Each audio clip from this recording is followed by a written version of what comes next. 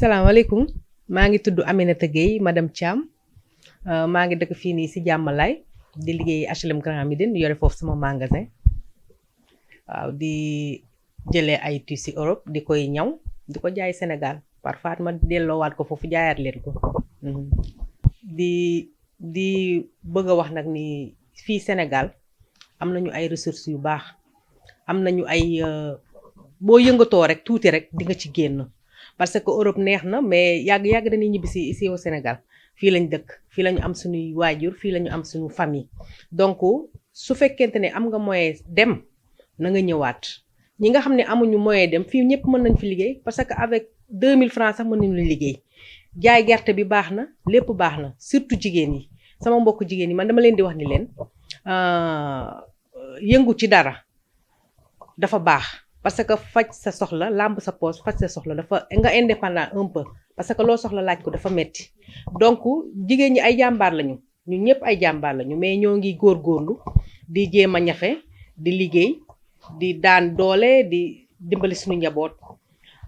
man nag ci wàll wi may wax mooy par exemple ñun ñi nga xam ne ñoo ngi dem Europe di ñëw man duma fa toog dama fay dem sama borom kër moo fa nekk. su ma fa demee tamit damay xool lu ma fa mën a am pour ñëwaat fii pour investir bi man maa ngi jënd foofu ay tissus maa ngi ñëw fii di ko ñaw di jaay di jëndaale ay produits ay détergents di ko jaay donc yomb na yombul mais boo gëmee sa bopp rek da nga ciy génn te vraiment ñun jigéenu Sénégal moom même ndaw yi xale yu góor yi da ngay gis ñii biti mbagg ñiy def lépp donc yaakaar bu ñu am ci suñu réew bi. ñi nga xam ne toog nañu ñi jot a dem moom yàlla na leen fa yàlla defal wërsëg ba ñu ñëwaat mais ñi nga xam ne ñoo fi des ñu jéem a góorgóorlu gëm seen bopp te xam ni petit à petit rek dina ñëw te am nañu espoir ci sunu gouvernement bu bees bi surtout parce que dañu am kii ci ñoom yaakaar bi ñu am ci moom nag mooy changement mooy nga liggéey di am parce que da nga daan liggéey ba sonn doo am affaire yi metti sa xaalis bi di circuler mais instant bi ñu toll nii yaakaar naa ni ku gëm sa bopp di nga am dara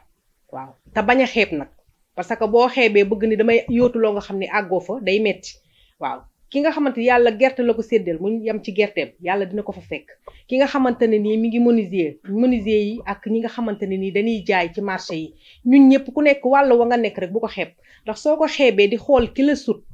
doo da ngay def loo nga xamante ni da nga ko réccu